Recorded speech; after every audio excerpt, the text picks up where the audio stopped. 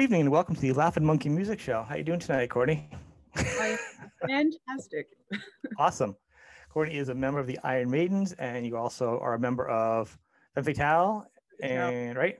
And there's a third one too, right? Yeah, the Starbreakers, but those two are no longer, unfortunately. But both of them are.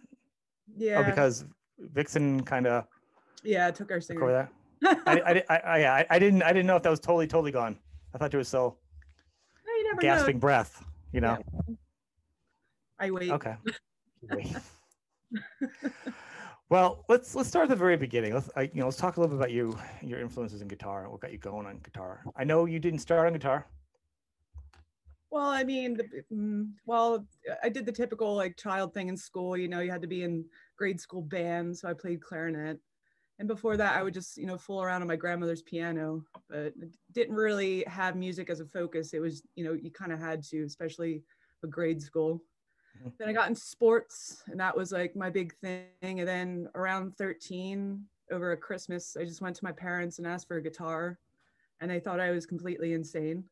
Mm-hmm. Like, I just wanted to play guitar for some reason. And it was second nature, and the history's there. I just kept going. You see, that's not crazy. My kid just, if I turn that way, that black guitar there in the middle, my kid bought when they were 13 with their own money they earned. So it's a good age to start. Yeah. Really good. What's really great, and I love the fact that there's more and more female musicians, and there wasn't as many when I was growing up. So when you were playing guitar and you were kind of starting out, it wasn't that long ago. Was it still kind of odd being a younger female guitar player, trying to do stuff with their bands and locally? No, I never, compared it to like a gender, like, oh, there's not many female guitar players, because I mean, there was a lot of them. You just didn't know about them.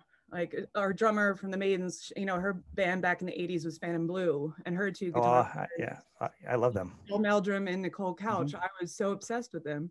But then, you bring that up and everyone's like, oh, never heard of them. I mean, so there was a scene of female shredders and all, but I just never, I picked up a guitar not going, I want to be a female guitar player. I just played guitar and just jammed along to my favorite bands like Metallica. Yeah. And it just ended up, that they were all male. But music. I get that. I mean, anyway. Yeah. Phantom Blues, I had the cassette when they first came out. I remember seeing them out like, it was so awesome. Female yeah, right. They were so good. So from there, you started playing. Obviously, you started playing out. When did you start playing like professionally though? Like really start sinking your teeth into it? And literally, I was kind of the nerd and gave up all my friends, and that's all I did. And then around 15, I joined this thing called School Rock, and did jump right to their all-star program. So 15, I started touring. Like really touring? Like what kind of touring do they do? I've heard of the school, and I know people go there. The first tour we did, they put us on tour with Adrian Belew, King Crimson. So we were his backing band. And then after that, they put us on tour with John Anderson as his backing band. So it was very eye-opening, especially, to a youngster like I was. But I was, being obsessed with thrash metal and stuff to go on tour playing all this prog rock. But the tour was 15. It was definitely eye-opening and it was challenging, but I learned a lot. I can't even imagine that being 15 years old and touring. That must have been crazy. Was there like chaperones and stuff? Like how did that even? Oh yeah, they had chaperones and stuff. Then obviously, like the world's biggest school trip or something. Like pretty much, yeah, on a bus and everything. It was cool. I mean, I wouldn't be who I am today if it wasn't for those tours and stuff. You just basically jump and learn how to swim, basically, or drown. Oh, yeah. Well, clearly you're a natural talent too. I mean, that just needed to be, a little bit of skill pulled out of you.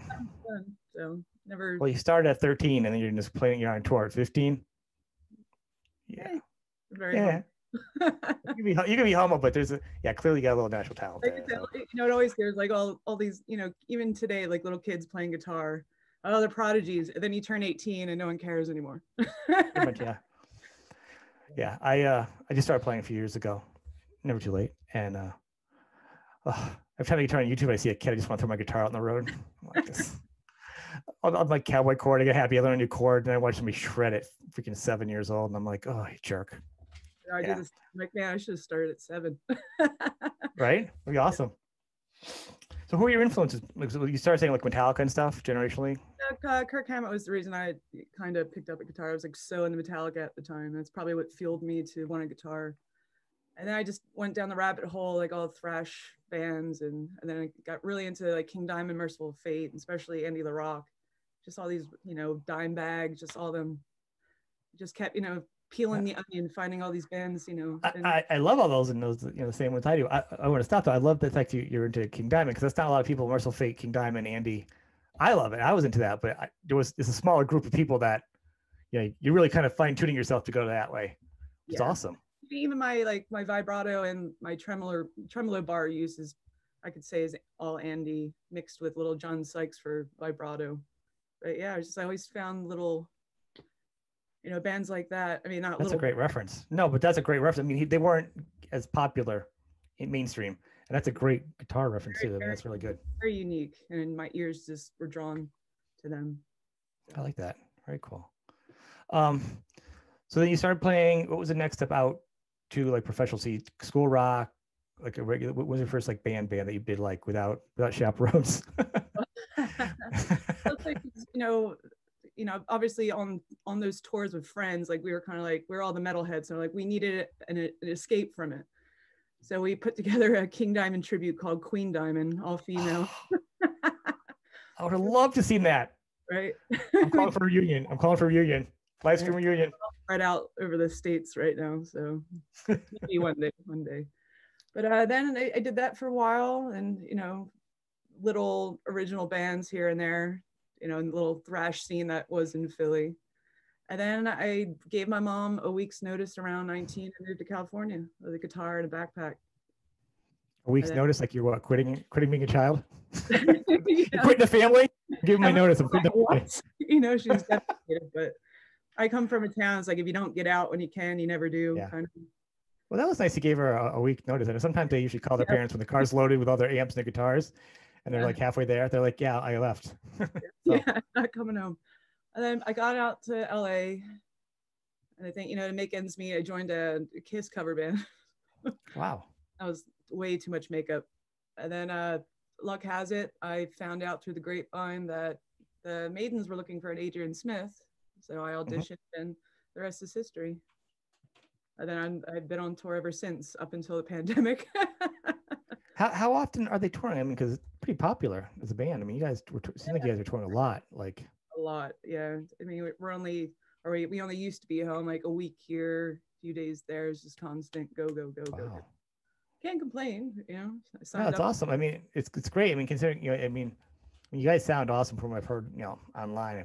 We don't see you guys live yet because where I'm located. Hopefully at some point. I imagine, are you guys bigger in Europe? You guys play Europe, right? I assume. Yeah, South America. I mean, Maiden's like a religion everywhere in the world, so right. I can't really say, but they had some very intense crowds. And with the crowd going crazy. That's gonna be awesome. Well, I mean, because the US is good, but like everywhere else is better, especially when it comes to like certain bands like Maiden, I think Europe and Brazil. A little more, sorry US, but metal is the be all end all when you leave the States, sort of. I could say. Yeah, I agree with you. I apologize. They need to up our game. I say it every time. I said it a lot. I talk about the European love of metal. So we stay true, Yep.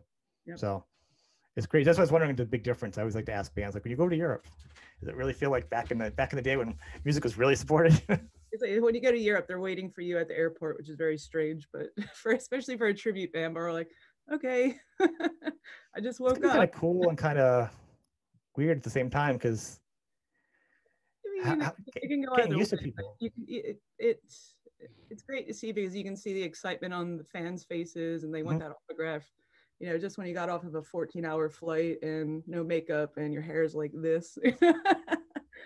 Well, I can't imagine that like, yeah, I don't want to get out of a long trip in the car with a family. I don't want to talk to anybody. I could imagine, That's why God forbid. We go right to coffee immediately. We run for the coffee shop. Well, at least you got the masks now. If everyone's just wear masks now as a thing, you'd afterwards wear the masks. That way you just like put a couple of masks on and a hat on and glasses and. Yeah. Little did we know. No. But like, yeah, I couldn't imagine. So like, obviously you're more of a musician than say like a rock star, but you get the rock star treatment, and it's got to be kind of weird. Like sometimes you're You go there, you got a big bunch of people, clamoring for you, and then you're back here, you're in line at Aldi's, and somebody doesn't know. You know what I mean? Who you are. The supermarket, in my PJs, like, are you the girl from the Iron Maidens? I'm like, so I'm getting my eggs, I have a good laugh with it sometimes, but. So you do get recognized. That's pretty funny. That's cool. It's all right. Could be worse. It is. So you got a cool endorsement. Let's talk about your guitars. Oh, comparison. I actually have it here. It's just that always beautiful. Yeah, it's beautiful. Like what color would you call that green? I just call it greeny. I know, but what color do you think that green is, though? I'm horrible. It's not.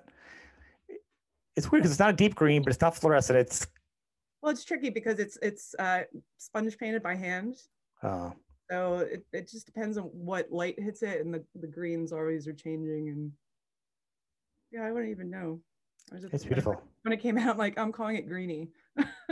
And then I have a pink one that's a pink sapphire. You don't have a name for that one? I don't want to be generic and say, is it pinky? You probably have no name for it? That's just pink sapphire for that one. But every time I had a green guitar, there's the nickname to my guitar tech was always Grab Me Greeny. So it's just always stuck. It's easier that way. So what do you have on that guitar? What's it loaded with? Like, what do you have for pickups and stuff? Comparison pickups. The pickups are great. You don't have to do anything. Just came perfect. 27 frets. So I can freak out on stage and forget where I am. Way far down, yeah. I'm sorry. What's the neck? What is the neck made up? What is it? Oh, I think what's the neck? It's made up maple and walnut, and this is, I think, mahogany wings with the maple. Yeah, mahogany maple, and gets the job done. Yeah, it's beautiful. Right now, if you can see it. I liked it a lot. And thank you, voice. Thank you, voice from beyond. We appreciate it. I like the headstock too. It's really cool little design there. Keeps people away from me on stage. So now, is that a similar model that people can get too? Yes, they are available on. You can find it. It's comparisonguitars.com. You get Sweetwater, Guitar Center, all the good stuff. Easy to find. Cool. How did you get hooked up with them and switch over? Like, what were you playing before? I was with Jackson since I was 15, you know. And then I think around 2015, I came across, I've never heard of the company before. And then I was fortunate enough to try out a few, and it was just, I was sold. And it's some of the best guitars I've ever played. Made in Japan, I can't beat it. So all the metal guitars come from? Yep. Japan. Yeah. I can deal with my toxic sweat on a long tour. And when touring, what do you use for strings? DR Veritas 9 to 42 or 46, depending on what we're playing. Yeah. The XR, is it XR? No, strings. Veritas. Okay. That's DR. awesome, man. Yep. All right. Well, so you're working on something right now yourself, like some solo stuff, right? You're working on an album or something? Yep. Now, especially with the pandemic, it's the debate over EP or full length. But I got all the time in the world now to decide. But I've been. Are you going to put it out yourself, or you have a label? I think that's the plan. But like I said, I'm still in scratch track demo stage. Then when I'm finished and sit down and listen to everything and put the songs in the order I want, then I'll decide on that. Mm-hmm. Keep the business side out of it until it's finished.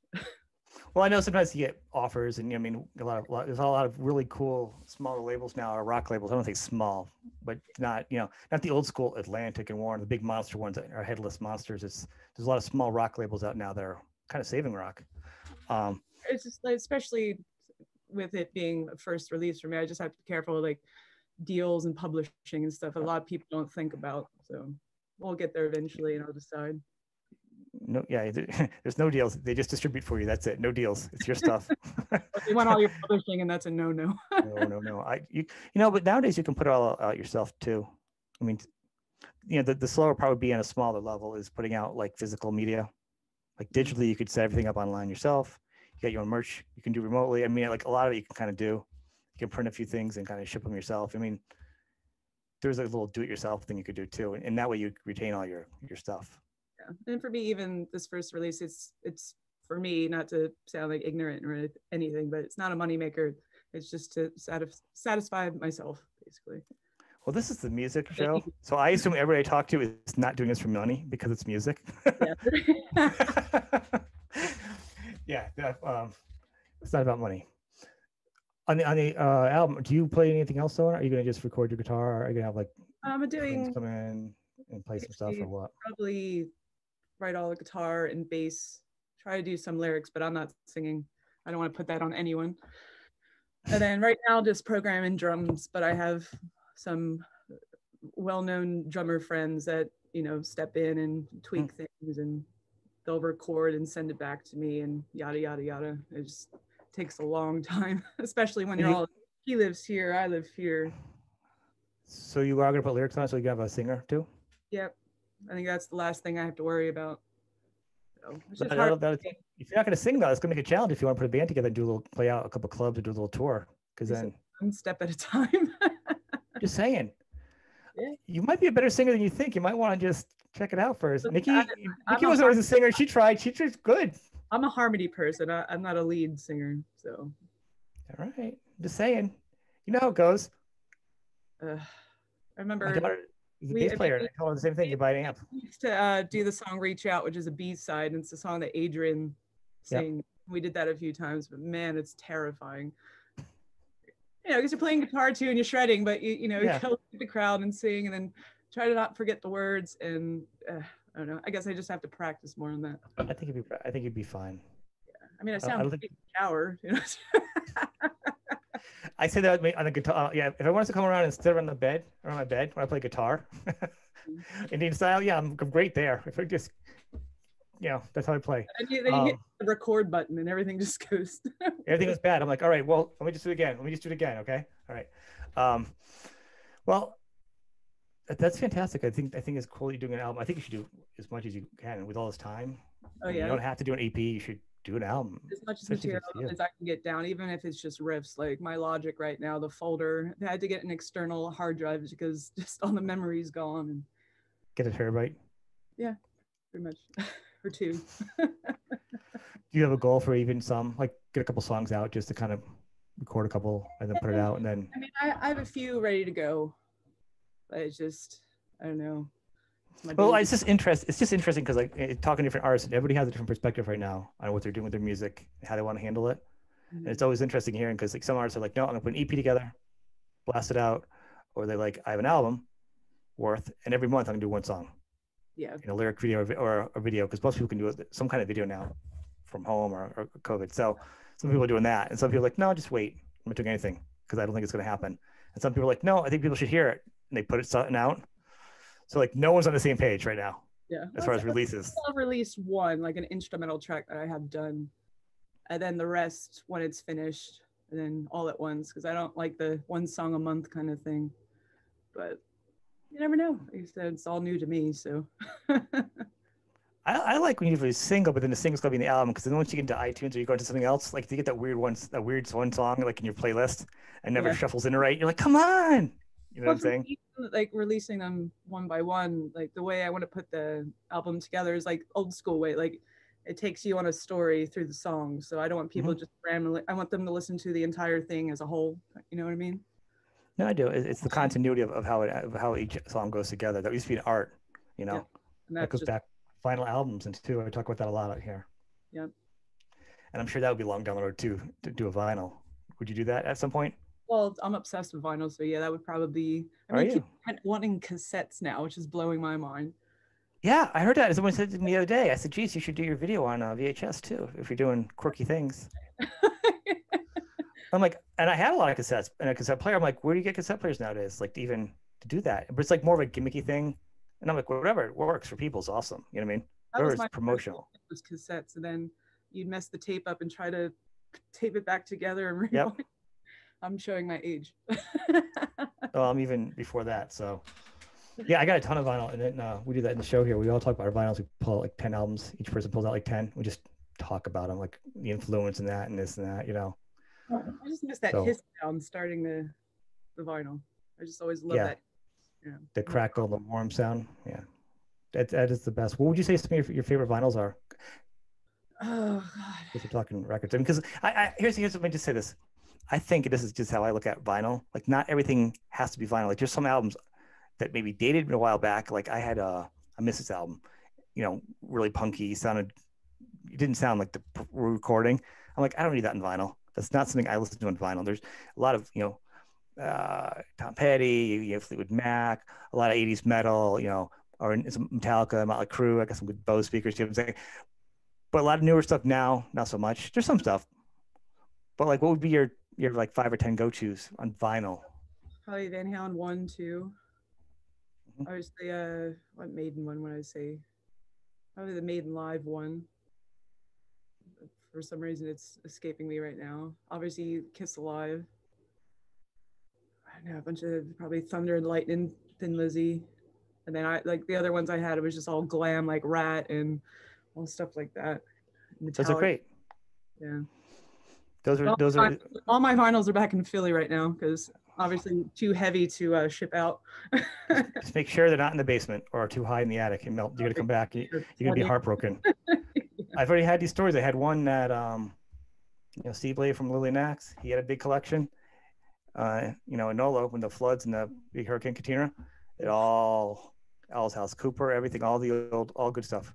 Very sad. So make sure you have him in a good spot because someday you might want him back. Room. I'm on the second floor, so I think I'm all right. But a lot of the ones you just noticed, it's the same thing. I pulled up Van Halen ones, Kiss, Maiden, actually Rat.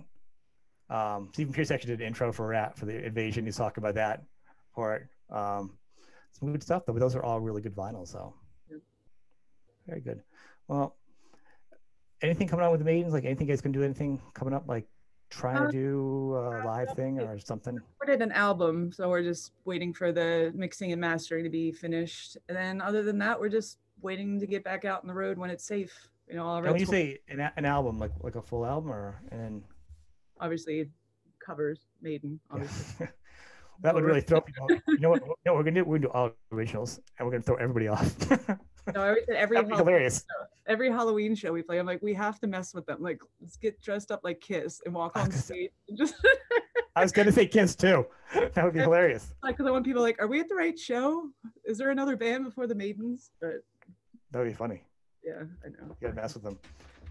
So that album, album out eventually. Then just trying to get back on the road. Like I say, when it's safe. So. Yeah, with that album, it's just a mixed song list you guys do. How do you come up with that? Yeah, it's obviously we're gonna have some of the go-to top hits that you have to have on the album, but there's a lot of deep cuts that I'm excited about. Oh, that's cool. I like deep cuts too. I can't say anything. Yeah, tell me. No one's listening. No, I don't. I was just kind of curious how the process comes about. Like, you guys each get a vote, or it's just you guys kind of know from playing. Like anything, we just over emails, or if we're in the same room, we'll just throw songs out, then vote. Because they put out 2 albums before prior to the current lineup, and I just forget what's on those, but we're trying to steer clear of what was on the previous albums that they released. So. That's good. Well, when you say it's like most decisions, not every band is the same. Yeah. You make it sound like it's so easy to make a decision in a band. Yeah, especially maybe you guys could do a couple of emails and discuss it back and forth, but some people it's a war. Actually, we're kind of laid back. I'm really thankful. Well, that's what I'm saying. I think it's not all that easy for some people to make a decision in a band. So you're not throwing chairs at each other or anything. So. Well, especially on email, it's even easier. Yeah. You don't have to argue with anybody. You're like, no. No, but then the emails could turn into like 100 emails, and you don't even know where it ended or started. And then the way the Google and the Gmail kind of flips it, you can't tell. You like, where's the top? Where's the bottom? Where's the start? And you start. Oh, that's the worst. Yeah. Scroll for more. Right. And then you can't find it. And the thing closes on you. Yeah, I know. Same problem. That's awesome. So obviously it's just a holding pattern for everything for you guys tonight now. So do you have any dates, like rough dates, plans or anything? Or are they top secret? We're supposed to be in Australia in April, but that's definitely probably not happening because their borders. And I don't know. I think I would say maybe June, July, but still, knock on wood. Yeah, I hear a lot of people planning for December Yeah. September. Like September's like the earliest Yeah. I've heard now. I mean, some bands are playing different spots. Like Cherry's playing open spots with limited crowds and masks and stuff. So I think, I mean, for actual like tour, I think right. obviously bigger bands with the big production will be back way before, smaller bands like the Maidens and, mom and pop club type bands. If the venues survive, that's the other scary thing. So Well, yeah. I think if they go, and then the other thing coming back is, are the venues going to charge you different? Are they going to give you a cleaning fee on top of your regular thing? I do know like some venues, from what I've heard, are like they're charging for a table, so you have to show up with 6 people and order food and this and that. And you have to stay seated during the entire show, which is very strange to me. But It sounds like one of those old-fashioned shows, like with like a dance and kind of a top shot and a cane. You know what I mean? yeah, it's like Vegas. Yeah. Try the chicken, tip the waitress. He's like a whole dinner at a show, like a. I have a name for those things. I know it's like dinner at a show. It's like a matin. No, it's like you know what I'm saying. It's better than nothing. I'll put it that way. So. I would play if as long as it's safe. And everyone's got to play. Everyone's getting kind of cagey. Let's play out of a garage at this point. I'm surprised you're not driving down the street like every band is playing out of their garage. You're like, this is crazy. I know. Just bring up your chair and your Miller Lite and just sit and rock out. Well, there's some bands and it's crazy because like I know in Russia when they're closed down, I was talking. I just recently heard this is true. For a while they had to get scanned to be allowed to even like leave their house. I don't know how they cards or I don't know what it was. I'm assuming it's not a chip in you, but kind of dystopian, right? But they actually had to leave the city somewhere in Russia to a secret place to rehearse as a band. Wow. Yeah. Speakeasy at rehearsal. I'm like, should you be talking about this out loud right now? I'm sorry. I'm like, Mother Russia. No, but like they're saying that, like, well, if you say it's a secret, you just broke the rules. I don't know. Yeah. You gotta do what you gotta do. Music has to survive somehow. Well, but they did a live stream and it came out fantastic. So it rocked. So well, I want to thank you. I know it's just a short thing today, a little bit. I know there's a lot going on, but I want to encourage people to go to your website, get your merch, support you. Yeah. Yeah, so, some cool shirts. I like the guitar ones, the little schematics. I actually had that on. Like, I don't want to be that person in a interview wearing my own stuff. It's weird. Like, sometimes the right person can do that, and it's like ironically cool. Like some people can do that kind of stuff. Like Stephen Pearcy can do that. Yeah. But some people do it, and you're like, I don't know. It's just who you are, I think. Now, my favorite is, I'll just throw on whatever shirt to get to the gym back in the day, and then like you see people staring at you, and I look down, I'm like, oh God, I have one of the band shirts with our faces on it, don't I? that would be kind of funny. I mean, like I personally wear just the same. I have a ton of black shirts for this show, so I'm not like for certain bands. Only one time I was going to do it to be funny, and it didn't work out right. So, so that way I don't show like precedents or whoever, because it's it's the same thing. If you just wear concert shirts, you look like that guy all the time. Where's your Iron Maiden shirt? It's upstairs. I have it upstairs. All right. You have a good night. Thanks, man. Goodbye. Goodbye.